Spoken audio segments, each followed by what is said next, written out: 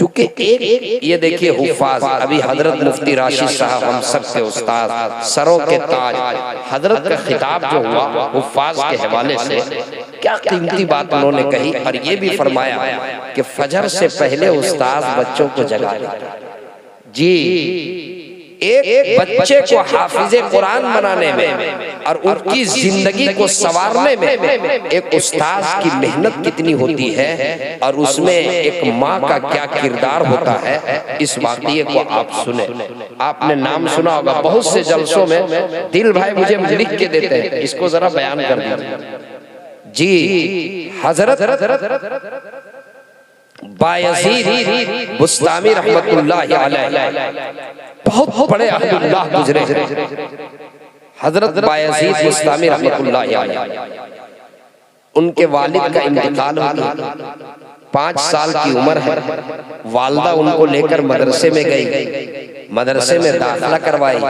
जब दाखिला करा के लौटने लगी तो मदरसे के जिम्मेदार से एक गुजारिश, एक दरख्वास्त, ये मेरा बच्चा है, इसके वालिद नहीं है, इसको मेरी याद आएगी, ये आपके पास बार बार छुट्टी लेने के लिए आएगा, आप मेरे बच्चे को छुट्टी नहीं दीजिएगा।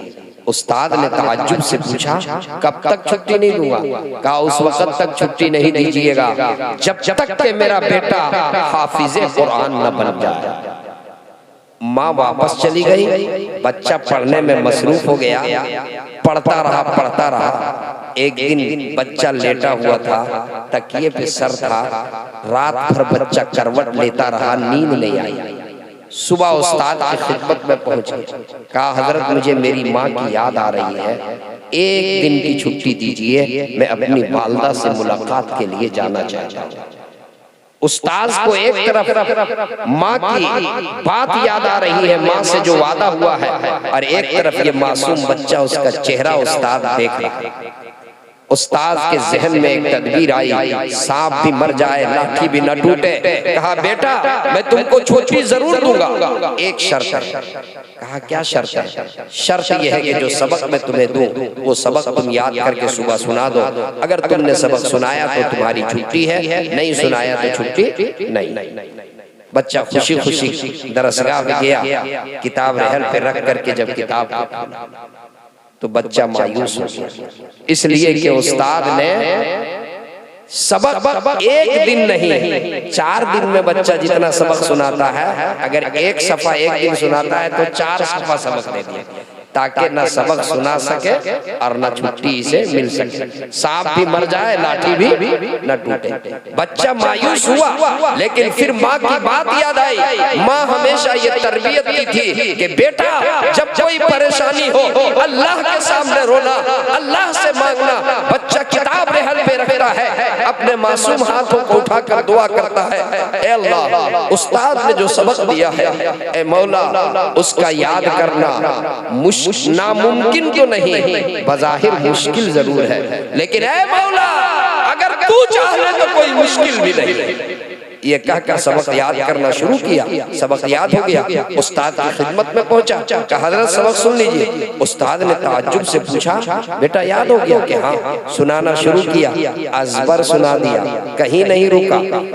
उस्ताद अपनी उंगली दांत में दबा कर रह गए। पहले कह चुके थे ना कि अगर सुनाओगे तो छुट्टी है। कहा ठीक है बेटा आप जाओ अपनी वालिदा से मुलाकात के लिए। बच्चा खुशी खुशी मदरसे से निकला, गांव खेत खलियान के रास्ते को तय करता हुआ बच्चा घर जा रहा है। और बच्चे के दिल में ये बात आ रही है, बच्चे के दिल में ये आरज़ू है कि घर जाऊंगा तो मेरी माँ मुझे गोद में उठा लेगी, मुझे चूमेगी, मुझे मिठाई देगी, मुझे खाना देगी, मुझे दुआएं देगी, और ढेर सारी दुआएं दे करके मेरी माँ मुझको वापस रुखसत करेगी। बच्चा घर गया, दरवाजा खटखटाया, अंदर से आवाज आई, कौन? कहा अम्मी जान आपका लफ्ज़ जिगर बायज़ीद, आपका नूरे नजर बायज़ीद। अंदर से जवाब मिला, कौन बायज़ीद? मेरा बायज़ीद उस वक्त मेरे घर आएगा जब हाफिज़े कुरान बन जाएगा। अभी आने वाला ये मेरा बायजीद नहीं हो सकता। बच्चा घंटों दरवाजे पे खड़ा रहा, रोता रहा, सिसकता रहा, माँ की नजरे इनायत शफकत को पाने के लिए तरसता रहा, लेकिन माँ ने ये कहकर दरवाजा खोलने से इनकार कर दिया। कौन बायजीद? मेरा बायजीद उस वक्त मेरे घर आएगा जब हाफिज कुरान बन जाएगा। बच्चा समझ गया माँ नहीं चाहती मेरा ध्यान तालीम से तकसीम हो। वापस बगैर मुलाकात किए हुए मदरसे में आया और जब मदरसे के गेट के अंदर दाखिल हुआ, मदरसे के जिम्मेदार की निगाह, उस्ताद की निगाह बच्चे पर पड़ गई। दूर से पुकारा, बेटा बायजीद। घर नहीं गए। बायजीद की दोनों आंखों में आंसू, दोनों आंखें आंसू से लबरेज हो गई। उस्ताद बच्चे के लिए बाप की हैसियत रखता है और बाप की तरह से बच्चों को पालता है। जब देखा कि आंख में आंसू है तो उस्ताद आगे बढ़ा, उसको गोद में उठा लिया। कहा, बेटा मैंने तो तुमको छुट्टी दे दी थी, तुम घर नहीं गए? कहा, उस्ताद मोहतरम मैं घर जरूर गया। घंटों दरवाजे पे खड़ा रहा, रोता रहा, बिलखता रहा, सिसकता रहा, माँ को देखने के लिए तरसता रहा, लेकिन माँ ने ये कहकर दरवाजा खोलने से इनकार कर कि मेरा बेटा उस वक्त मेरे घर आएगा जब हाफिज कुरान बन जाएगा। मैं समझ गया कि मेरी माँ नहीं चाहती कि मेरा ध्यान तालीम से तकसीम हो, इसलिए बगैर मुलाकात किए हुए वापस आ गया।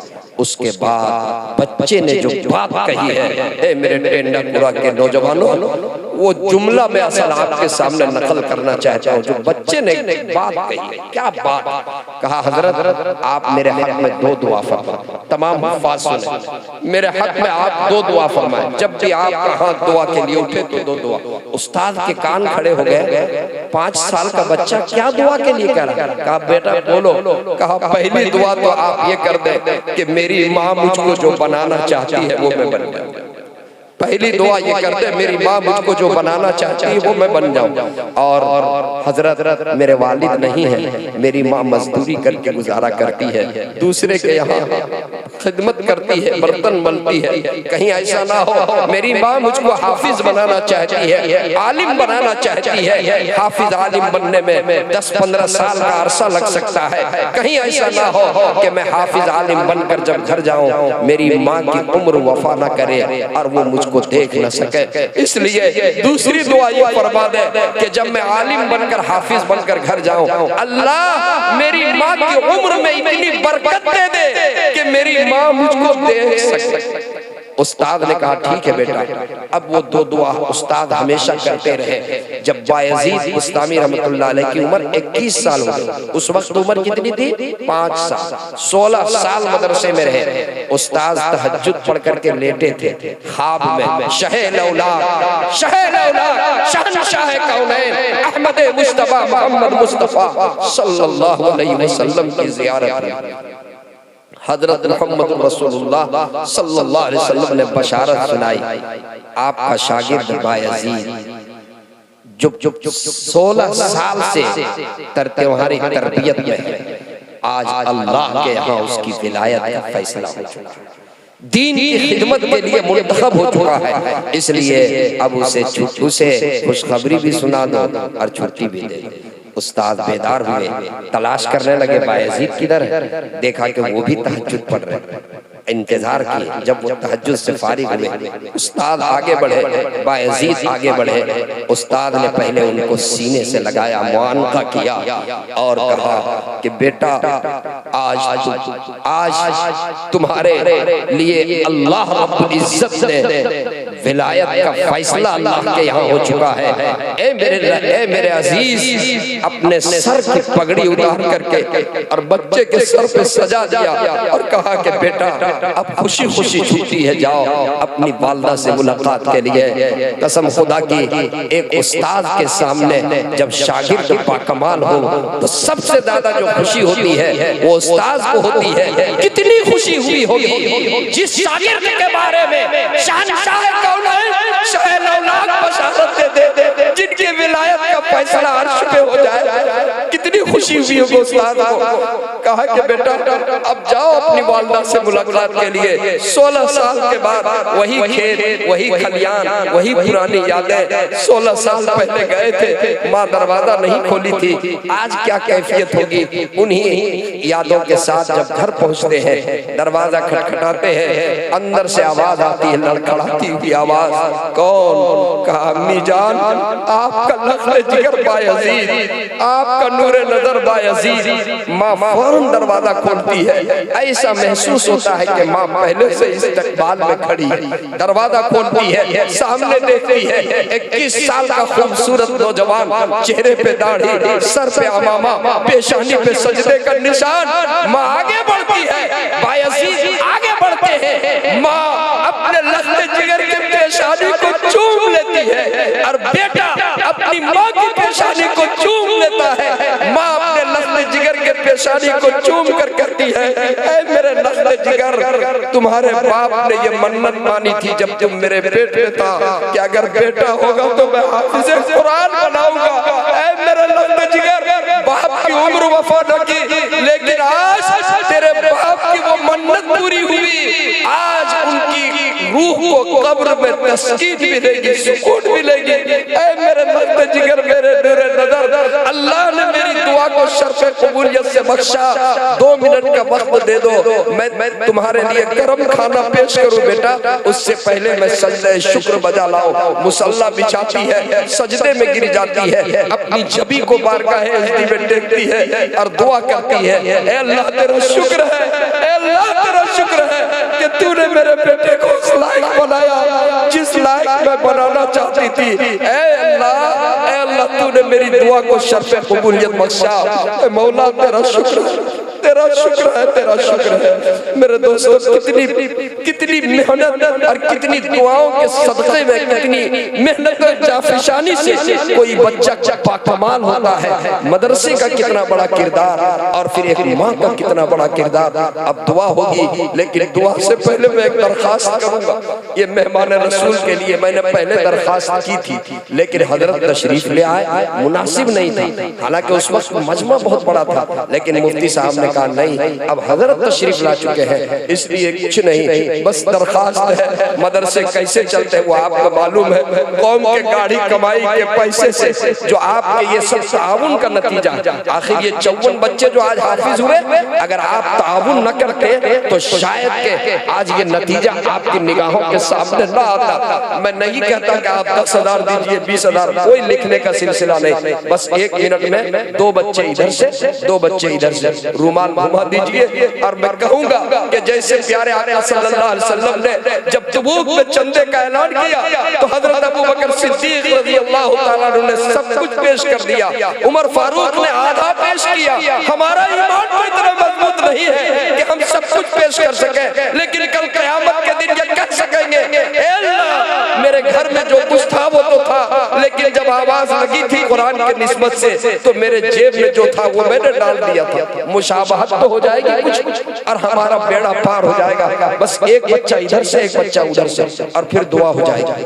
फौरन दुआ। खड़े हो जाओ, खड़े जाओ, रुमाल दे, रुमाल दे, एक रुमाल इधर। जो लोग यहाँ डालना चाहते हैं डाल, माशाअल्लाह डाल दी, रुमाल दे दी, एक रुमाल इधर। जो लोग डालना चाहते हैं आ जाइए। अरे कदम पर भी सवाब मिलेगा, आप बढ़ के आएंगे तो सवाब मिलेगा इंशाअल्लाह। आ जाइए। कोई आदमी ऐसा ना हो जो ना डाले।